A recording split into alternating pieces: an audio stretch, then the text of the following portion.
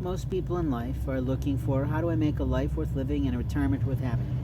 When I talk about these things, I'm literally sitting here in predominantly clothes that Jesus Christ Himself has led me to in a store. If I say that to people of the Christian faith, they sort of look at me and they smirk and they don't believe it because they sort of think I'm a jerk, and that's okay. But in my lifetime, I've helped plenty of people to understand about marketing. I conducted a marketing group called the Business Strategy and Technology Forum for roughly 3 years, and it flourished. We had some large events in the beginning, and then I closed those down and made a very small, personalized networking group. The goal of the networking group was always to bring in special speakers if we could, or I would do the speaking by doing some research if I would, and then also to allow the people who were participants or members or paying members and guests to get to know one another.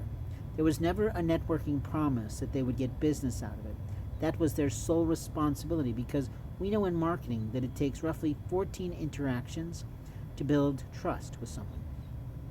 In order to build trust, you have to be able to express who you are and what you do and prove it by the ACT principle. The ACT principle is authority, if you will, credibility, and transparency.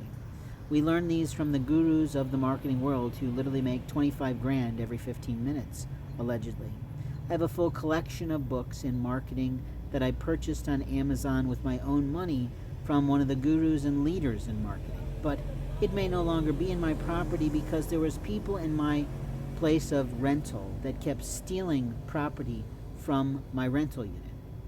I had a storage unit that had all my property, all my Christian work, all my Japanese capabilities, all my books, and every time I would play in, there would be something out of line.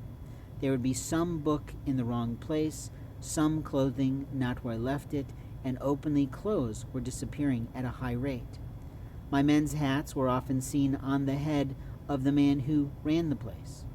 And maybe it was a mockery of my life, but they kept slipping. You see, a liar always has a tell, and the tell is either they don't share enough truth in what they share, or they don't give enough proof in what they know. And often she would compliment or comment about things that I never talked to them about, or never showed them that I had in my property.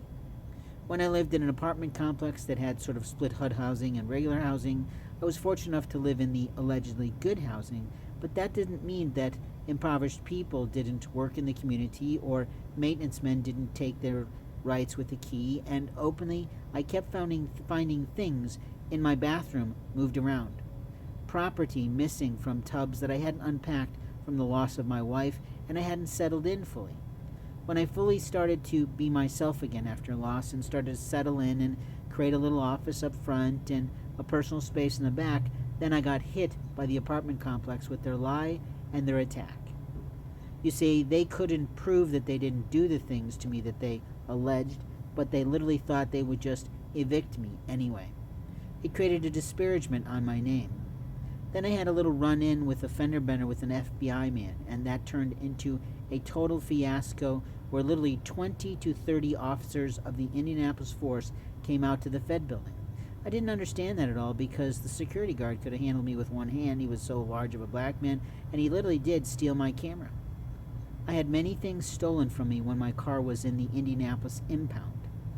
And when I came back to my property, someone had literally mutilated and manipulated all my pendulums that I had prepared lovingly with marketing materials and expense and time and beauty of jewelry, and had literally torn them apart, put them back together any way they wanted to, and pulled every piece of marketing material that I had printed out of the pouches.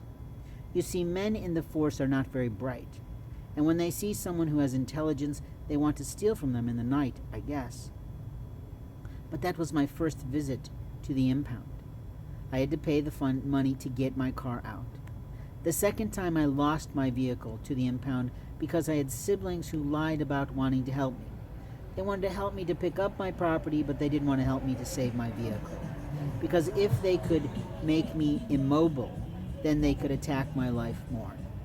There's a reason that families fall apart today. It is a sin in every way. Families fall apart completely due to a lack of love completely, a lack of understanding sin completely, and a total dereliction of duty to Lord Jesus Christ in a person's life. You see, when I talk about Jesus, I'm talking about him as a pagan. I'm talking about him as a prophet. I'm talking about him as a teacher of long-time, well-loved stories, shared across our nation and across others about what he did in miraculous ways. When I talk as a pagan, I'm including other faiths and religions, because if I trust the Bible, if I believe the Quran, what I know is that God made every man and every nation and every person and every language and every aspect of praising the Lord. When I do my praising the Lord bit, people literally start to get it. They start to clap with me, they start to happy with me, and frankly, it's a great show. But it's not me who does it, because I channel it. And the spirit world has made me laugh, they've made me cry, they've made me rage today till I wanted to die, and I simply collapsed. I literally slept all day today because I was told, she will come. You may be old, but she will come for your life. Well, that'd be great, because I'd really like a wife, but the truth is we have too much to talk about. The best way to talk to someone who you really love, who's a possible intimate partner, is actually across the table with a meal, with some wine perhaps, or a wine spritzer, or just a little bit of tea. You see, it's not about what I want for my life or what she wants for her life. It's about making peace. And when there is not peace in a man's soul over how something was handled, he never finds peace again in his soul. And when a woman rages to the point that she harms a life, she is responsible to the Lord in her life for what she did to someone who loved her life.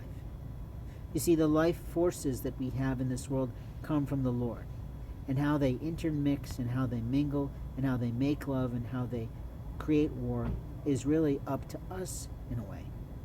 When I talk about making love to a soul, I'm talking about exactly what I mean.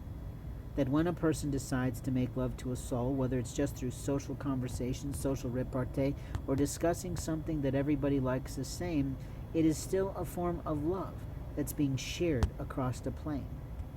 When we look at this life, we have to decide who is who in this world.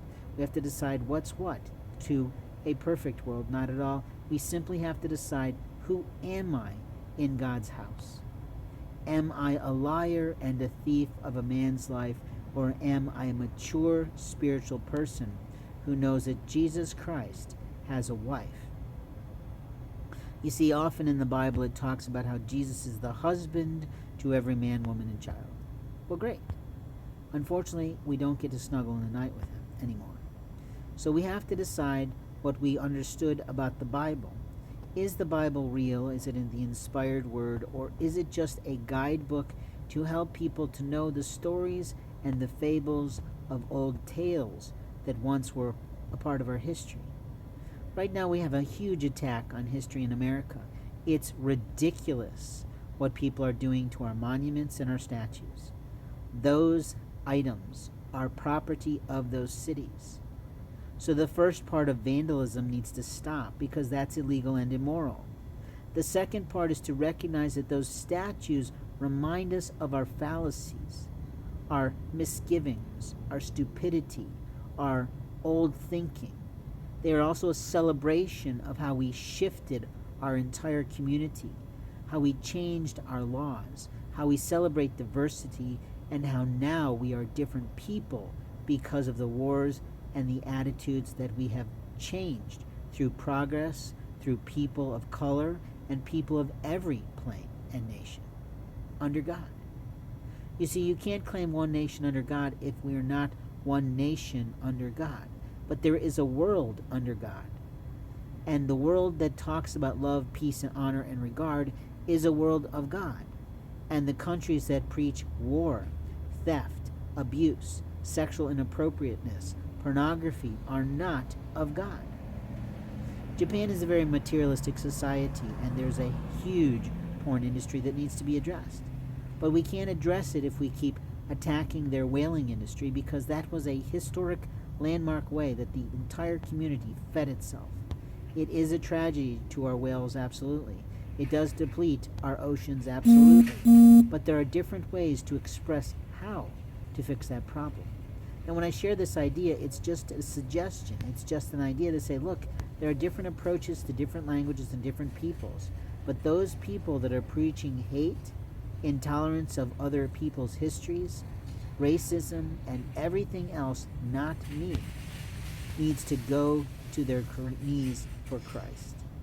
When I go to my knees, I am literally always blessed by something miraculous and some sort of a miracle. I can have not 1 cent in my pocket, and God will lead me to a parking lot and say, walk this line, please, and I will find money right there. I've even found foreign money in the rain, but sadly the rain destroyed it. So that shows you how good their dollars are. Not very good. It literally got obliterated, but that is no longer my pack. Why is that? Because some immoral person stole it from me in the night. You see, morality is not what we make it. Morality is who we are. Morality is what you say in private and what you do in public and what you do in secret. Sexuality is not something we do in public places or public spaces. It is not something of politics, and it should never be discussed in that way. God above knows every single aspect of immorality in his world. He also knows that sometimes a boy loves a girl and sometimes a boy loves a boy. We've known this throughout the entire history, so get the fuck over it and leave these people alone. But we don't have to parade it in the streets. What we have to say is that people have the right to make their own moral decisions about who they snuggle with in the night, and no one has the right to enter into that room at all. Children sometimes sneak in between parents when they have bad dreams. They often interrupt scenes they shouldn't, but they literally get over it and forget. In life, we have moments of time to talk about the truth of the world, the truth of family life, the truth of voting life, and the truth of politicians' life. That politicians often lie, steal, and cheat people out of the truth because they're trying to represent themselves in different ways. But the concept of act that I began talking about when I began this audiocast was that acting is authenticity, credibility, and transparency. And if you made a mistake or if you changed your mind on a topic, then you should say so, and you should explain why you changed your mind.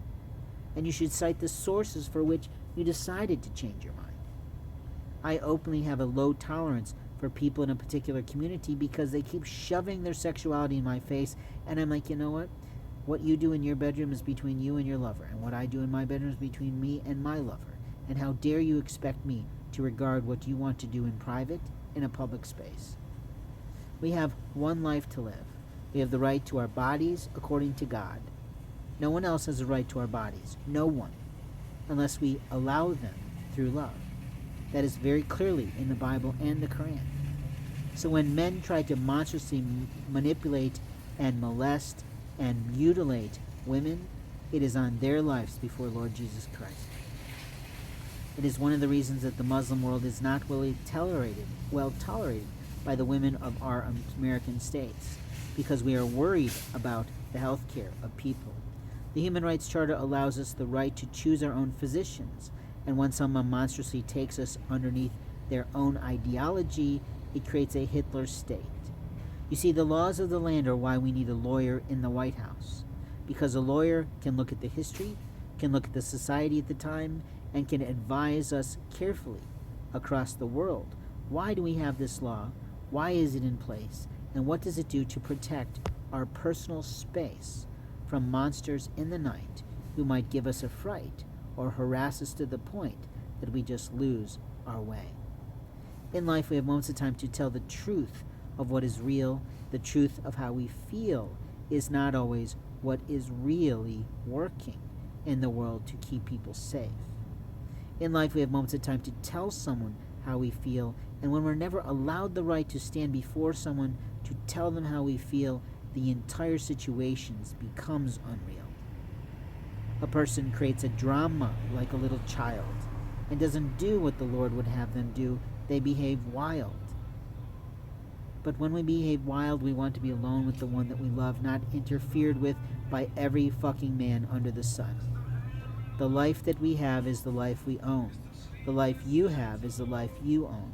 And when I say we, I mean that when you have a partner in life, you are equally yoked, and that partner raises you up on eagle's wings in a way that they are known to others by your productivity, your performance. Now, I've gotten a little off track in my mind because someone has walked by distracting me and drinking and playing music, and that probably is what you heard in the background. But what I'm saying is that what people do privately in their own homes, a hotel room, a bed and breakfast, a car, or wherever they choose to snog, is between them and God.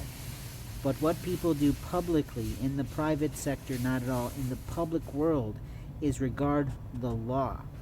And when children of communities choose to violate regularly the laws of our society, the social etiquette that we have all agreed to across the planet through our educational programming and systems, it is a problem for us all.